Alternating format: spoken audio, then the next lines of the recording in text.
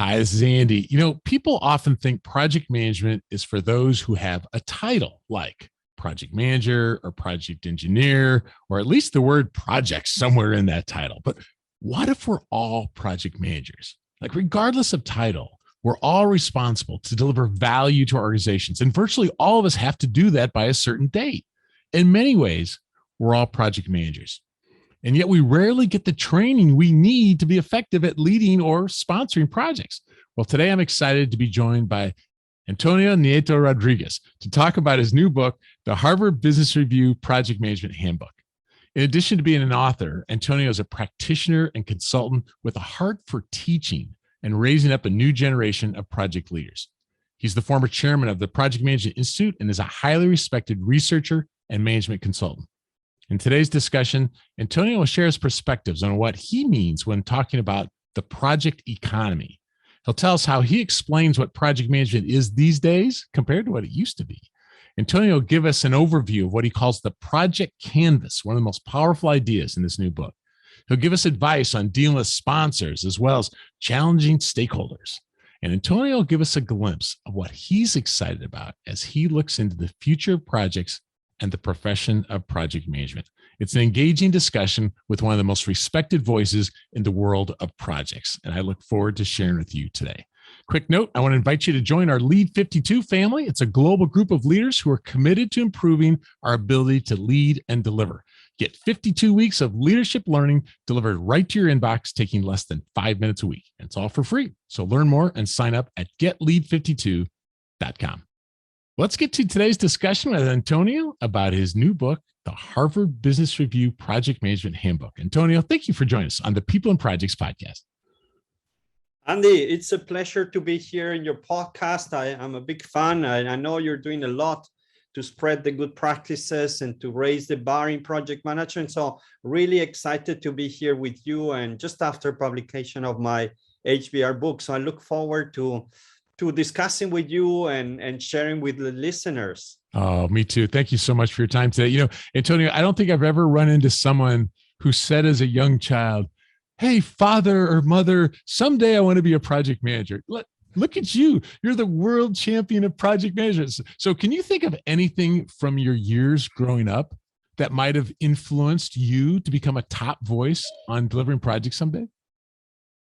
Well, I don't know where the passion for project management started in me. I've been traveling a lot since a kid. So my parents moved to different countries, and I think there were already some kind of projects where they were tough. It's not easy to move cities when you are 3 years old or 9 years old. And so I but then I saw the positive side of it. So somehow maybe that influenced me. And then when I became started to work in Unisys and then PwC, then it really, I love the aspects of projects. And one thing that really passioned me was the thinking of if a project at that time where ERP systems were so complex, how do organizations manage 500 projects? And that really was so a field of expertise that I wanted to explore and learn from. So maybe that's the different aspects where led me to where I am today.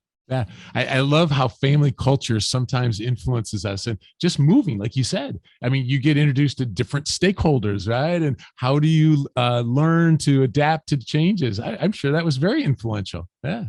Absolutely. Yeah. And I think that's one of the beauty. People talk about diversity and it's the challenging, but we've been very diverse in project management for forever. We need that. So I say, well, if you want to be more diverse, focus on projects, right? Yeah, right. Yeah. I'd love for listeners to hear the backstory of how this book came to be. Like, when did you have the idea to have, this book authored?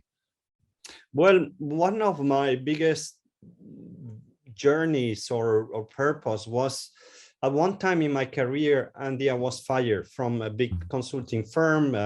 Basically, the people didn't appreciate at the highest level of the organization project management. They say, what project management? We cannot build a business out of it.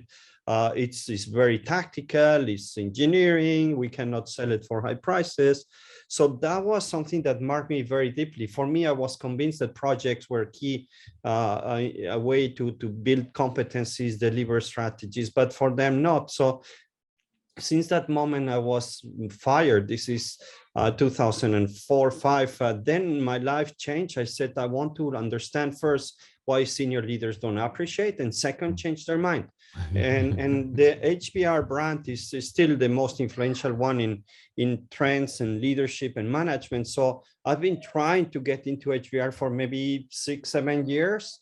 And I thought this would be a great milestone for me, a changing moment when HBR will publish on project management. So the project, if you want, started 15 years ago, approaching HBR, of course, maybe 6 years ago, and getting to accepting my proposal. This happened about 2 years ago through different contacts. You know, it's just never straightforward, especially I think for people coming from project management. It's always a battle to get your out there. If you come from, I don't know, MIT, or it's much easier, but I think we need to always do the hard way.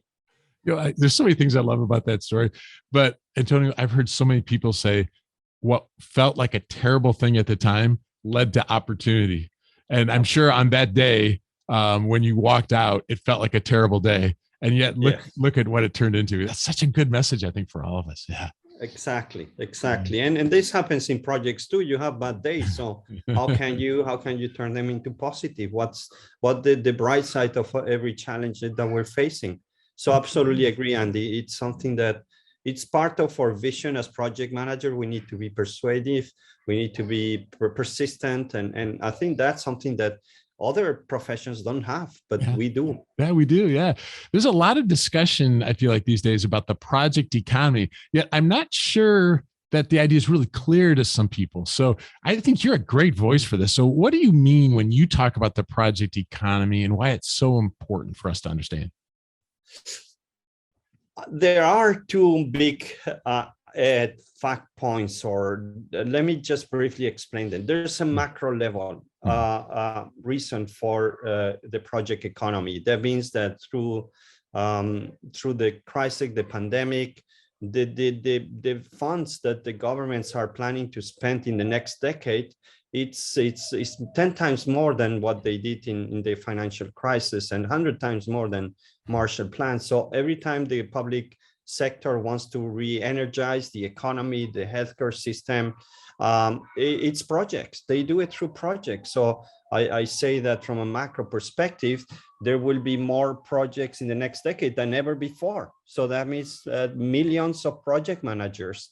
So that's already the macro picture. The interesting also part, which happens at the same time, is that we know that, and in an organization, you have the people who work on the operations, business as usual, day-to-day activities, which have been always primary. That's where if you had to trade off between time on your day-to-day, it was always the day-to-day, the operations. And then you had the change part, which are the projects, the agile initiatives. And this has been always a friction. Yeah, you know, especially if you're in the project world, it's hard to get the attention from the operational people. It's always priorities. Senior leaders, they spend 95% of their time running the business. But that's changing radically because of the introduction of artificial intelligence and robots, and they're taking over a big chunk of operations. So the amount of projects has been increasing over the past 10 years. Because the world goes faster, competition is more aggressive. We need to react faster and launch more projects. I come across, interesting, Andy, I come across now some organizations, they have more projects than employees.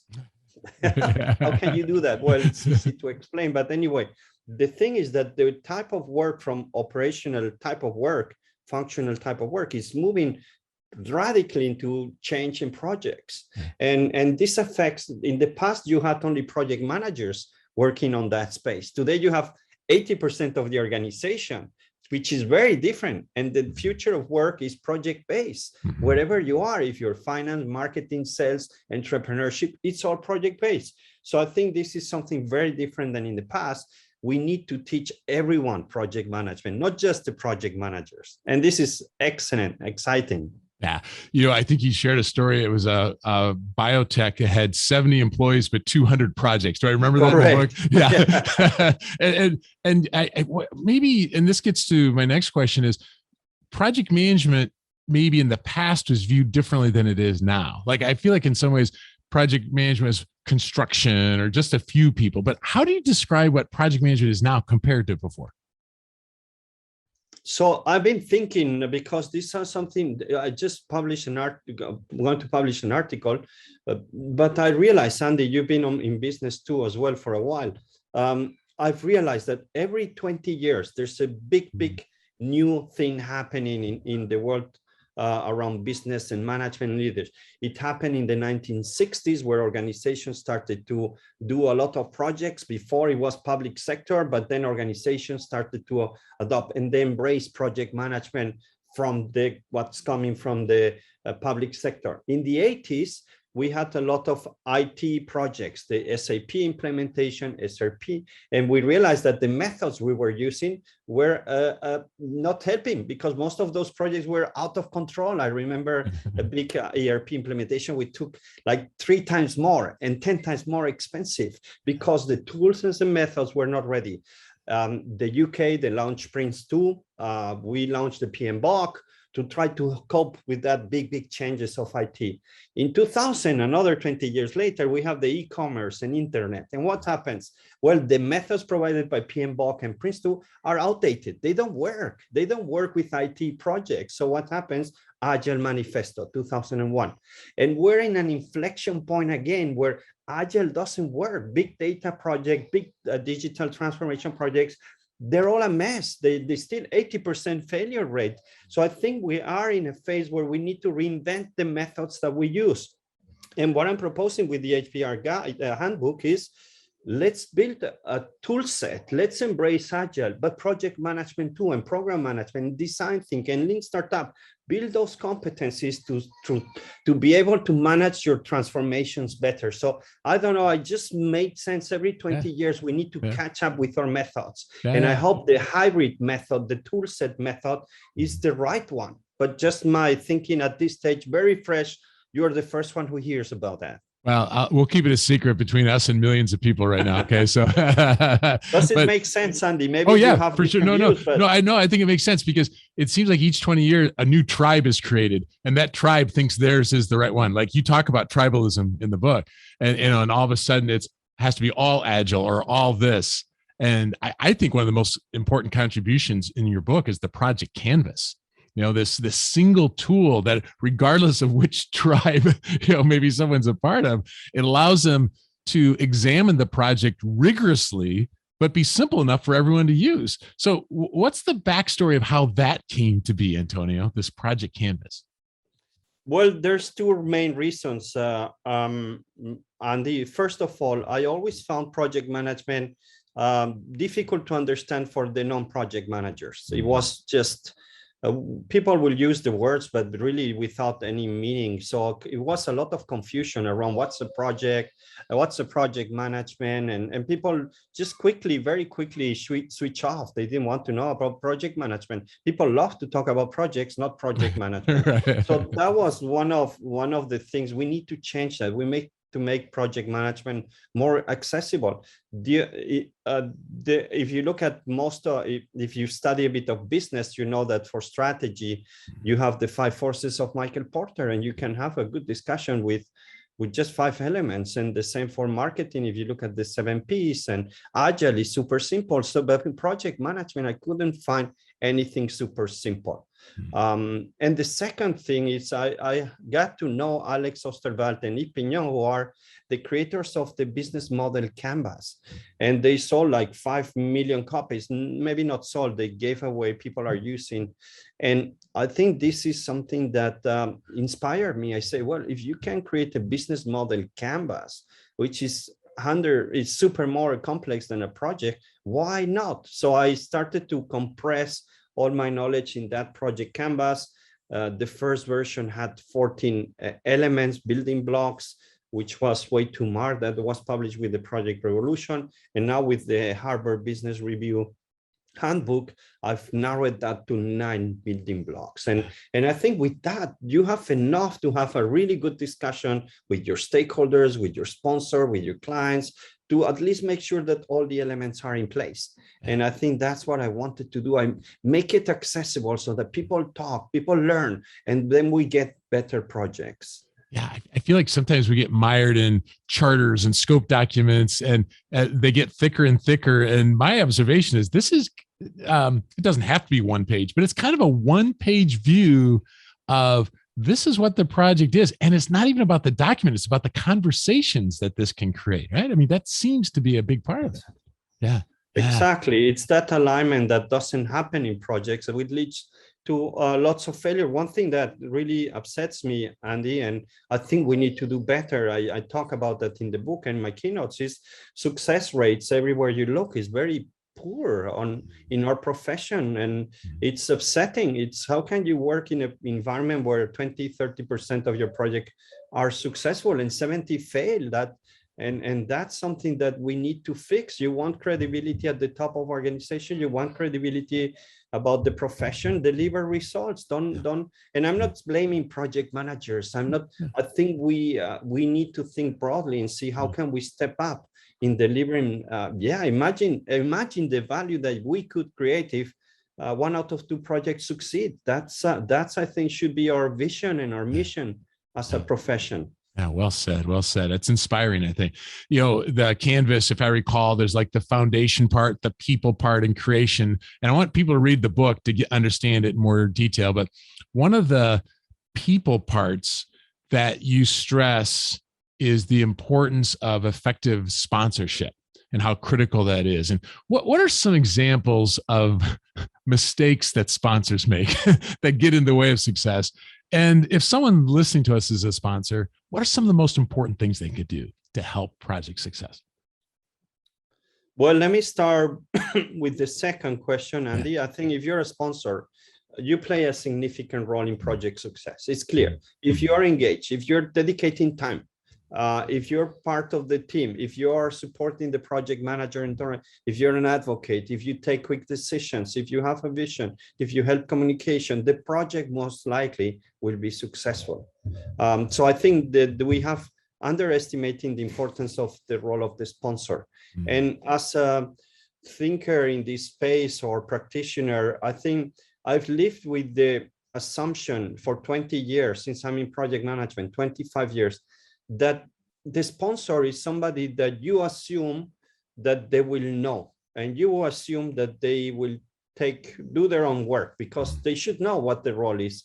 And so I've been hoping that senior leaders go for training and do their job better, but that didn't happen. That has been a big wishful thinking of the project management profession, that the people who play a big role, they will develop themselves and they will get better. And that never happened, never.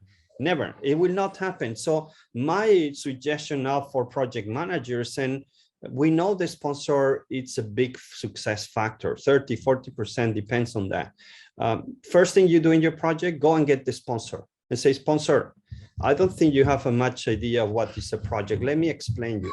Let me explain you what is expected. Let me explain you what's a good sponsor. I'm happy to coach you. I'm happy to be there and take you, but I need you. I need you. The project will not succeed if you're not engaged. And maybe you're not the right person, maybe somebody else. But I think project managers should be less of delivery people and more on the driving seat. And I hate one thing that we've been living again in project management. The sponsor is accountable. The project manager is responsible, right? So we don't care what happens with the project as long as it's on time, on scope, on schedule. That's great, no?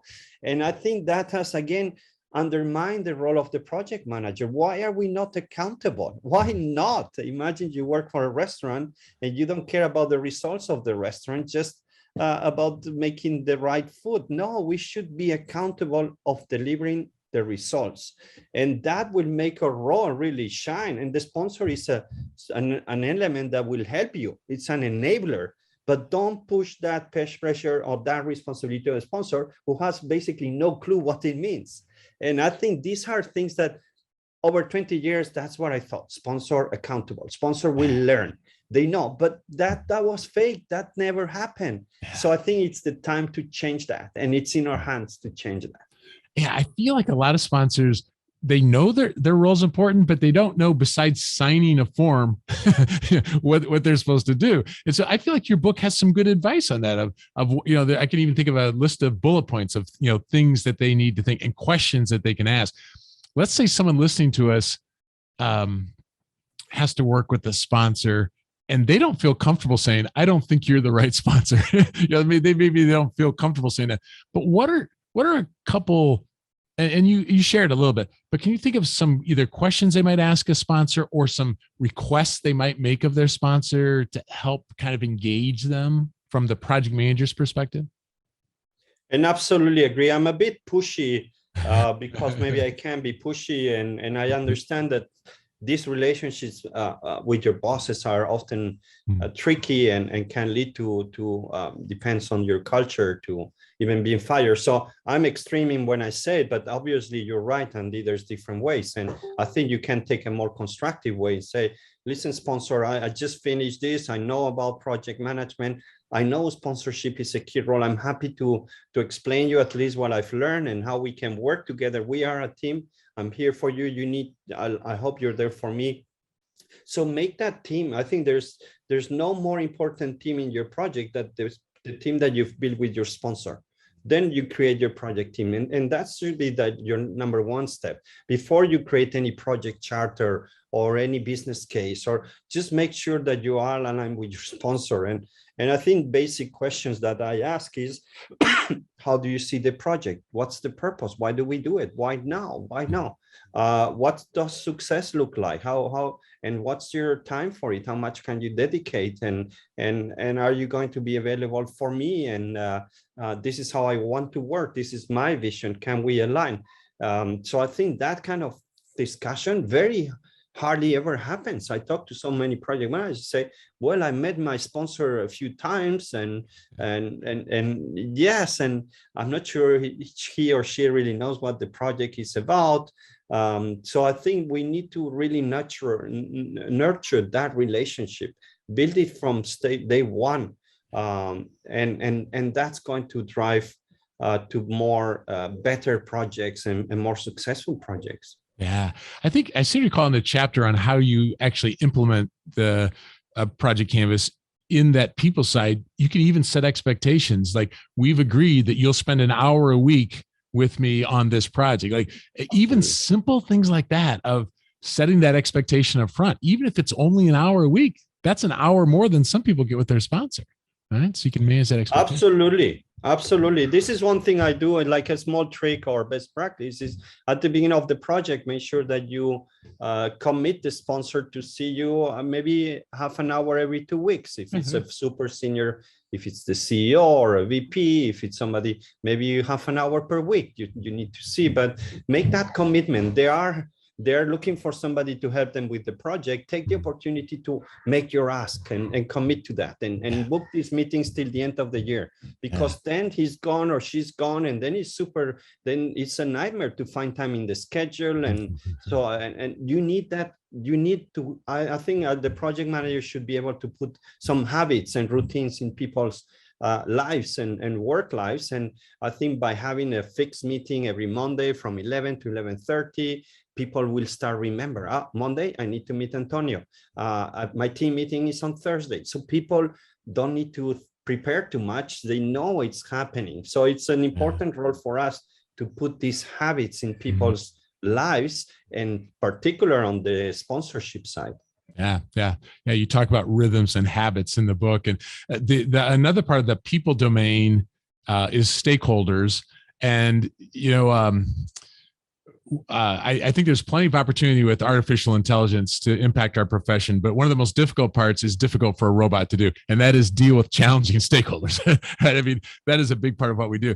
And Yeah. any advice that you would have for someone listening to us that they feel like they have a difficult or a challenging stakeholder? What are some lessons you've learned in your experience? I think that's one of the most difficult parts indeed, Andy, the stakeholders and how they can change. And it's hard to say this is the way because they're unpredictable. They have their own agendas, they have their own pressures. One thing that I propose in the book is something that we don't use very often is use the involve the stakeholders in defining the benefits of the project. Don't do the business case with your sponsor and the finance people, but the big parts, the big groups or stakeholders that are going to be impacted by your project, go and meet them from day 1 and 2 or the first week and say, what are you expecting of this project? What would be success look like? I think we need to do much more in terms of benefits, and the people who will determine if your project is successful and deliver benefit are stakeholders. So why don't we involve them in the definition of benefits, not just on communication and buying, and no, bring them forward, bring them to the benefit part and say, well, I'm in the HR department, I would love to see this in your project and list it. And you go to marketing, I would love to see this in your project. That would be very useful. So make the benefits of your project. It's always a challenge to define benefit. Use your stakeholders. And with that, you get already some buy-in from day 1. And then keep them up to date and tell them, well, listen, your benefit, I think we will achieve faster than we thought. So now, great. So I think stakeholders are not there just to get buy-in and manipulate so that they buy in our project. Get them to the benefits. Use them from day 1 on defining what do they expect. Then you enlarge the benefits because we have been very narrow in the way we look at benefits. And they are the ones who will tell project successful. Yeah. I think it was your interview with Alan Mulally where he said Boeing designed with the airlines, right? So they wasn't just trying to get buy-in. They were, do I remember that right? You tell that story in the book, I think, right? I had the pleasure to meet Alan Mulally a couple of times, and I always research who are the top leaders who started their career in project and program management. It's surprisingly that there's so little, right? There's, right. I don't know how many millions of project managers we have, but very few make it to the top CEO role. It's something that it's in my mind. How is that possible? Why most of the people come from finance or marketing or IT and not project management? I have my views, but anyway, I found Alan Mulally. It's a good friend of Marshall Goldsmith, who's my coach, and I know Marshall very well. And so we had an interview, which is in my YouTube channel, but amazing. This guy is so humble. He moved from Boeing to lead Ford. Imagine somebody who had no clue about cars, but he was the one who told me, listen, for developing the Boeing, I invited the clients to be, or competitors and clients and suppliers to be in some of our team meetings. And they were providing me feedback, and I thought, wow, this is something interesting. Yeah, we do talk with clients, but bring them to your governance, put them in your steering committees. I thought that was brilliant. Again, something that we don't do. And I think we need to think beyond our traditional way of looking at projects, but think beyond, think out of the box. And these projects tend to be, much more successful. You had a line that said, there's always someone who will be happy if your project fails. Find them and understand why. It just made me giggle. I'd never heard that before, but isn't that good advice? It's not cynical. It's actually empowering. Right? Let's find them and understand why, truly understand it.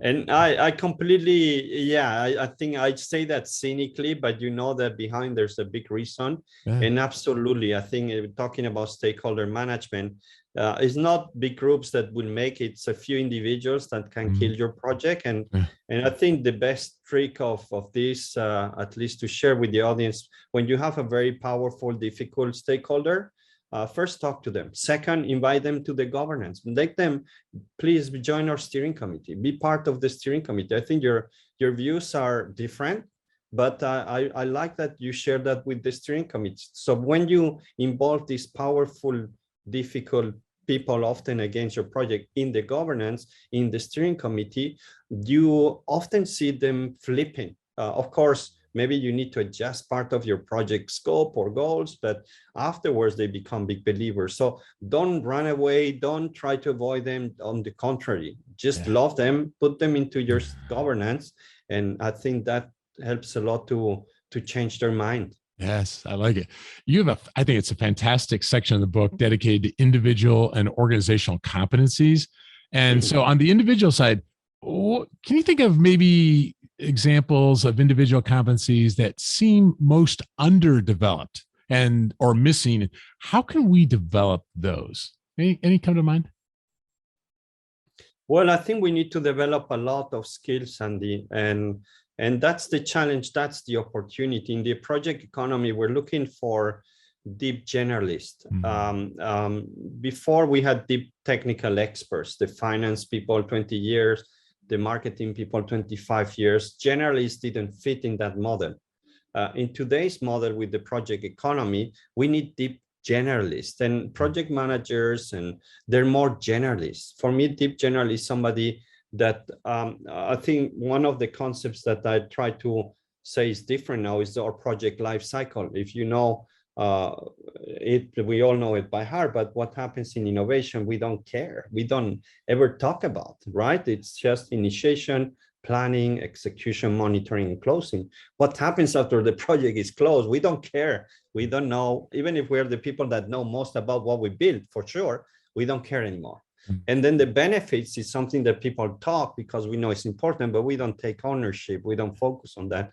So I think the type of people, project managers, need to develop skills at the beginning: innovation, ideation, design thinking. Some ideas will become a project. Some ideas will become agile prototype. We should be able to assess which tool is better, which process goes better for which, facilitate innovation in organization. We should be able to develop the project, but we should be also sometimes running what we build and have that experience and say, I will sell this new product, or I will run this new organization.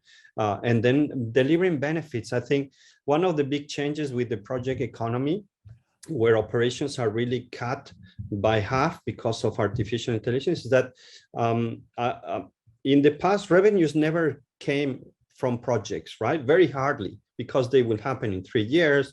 Who knows what happens? I think what we're expecting now is to deliver revenues. I think 50% of the revenues of your organization will need to come from projects, and in 6 months, in a year. We're not used to deliver revenues, right? Revenues for salespeople, and now we need to. And I think that's a big step change. Imagine projects delivering 50% of the revenues of your organization. How are you going to do that? Do you have the right people? Do you have the skills? And I think that's what I call them a bit strategy implementation professionals. Is linked to something that I'm doing in parallel around this space, but this strategy implementation, from idea to development to execution to bring in the value.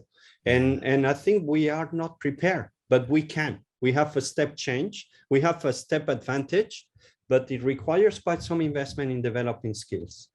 That's good. It's thinking as a business person, not just as the technician.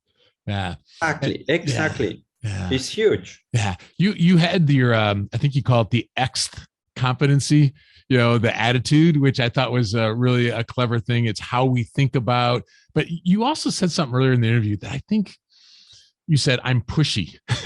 and you're kind of joking about it, but I think maybe there is that element of, we need to see ourselves as a salesperson or as an influencer. Like, how can we not just sit back and take orders, but how can we try to influence for better? That's part of our competency now, right? Absolutely. I think we should see a source of entrepreneurship, and your own idea, and you will fight for your own business, right? You will fight for you don't really mind if it's the CEO or whoever to talk and say, this is what I need. And really it really means a lot to change that mindset of what you were saying to something which is really driving the project and feeling ownership on developing. And that forces you to be more persuasive, to talk differently as well, because one of the challenges I see with project management is that We always talk about our stuff, and we forget about talking about what really matters to the people. So changing the language, talking the business language, it makes a big difference. So absolutely agree with your comment, Andy. Yeah. Okay. We need to be more pushy. That's what we learned today. But, let me ask one last question. If you, as you look into the future, what are you most excited about when it comes to the profession of project management? I think I'm very excited that we are finally being recognized as one of the most important professions in the next decade.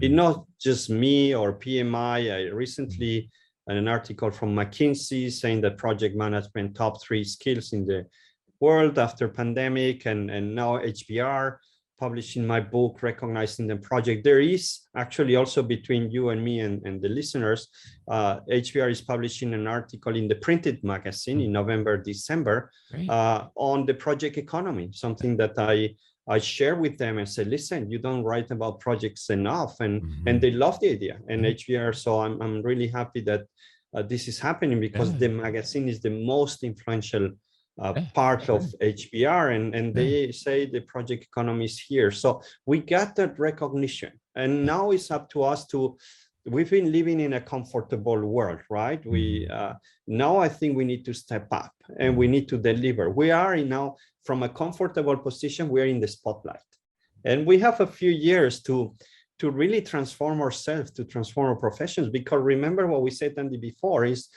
it's not just the 5% in an organization who are project managers now. We're talking about 60% of new resources coming into the world of projects, and they will learn very quickly, and they can catch up, and they have other skills that we don't have.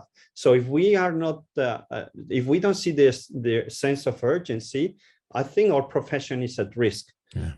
So I just urge everybody to take the opportunity and to develop themselves, and to take more accountability, be more pushy, drive successful transformations, bring revenues and value to organizations. This is what companies are looking for, and that's the window of opportunity that we have, 3 to 5 years. Yeah, that's great. Well, for those listening, if you're looking for a guide to better understand how to lead and deliver projects, get a copy of Antonio's new book, the Harvard Business Review Project Management Handbook.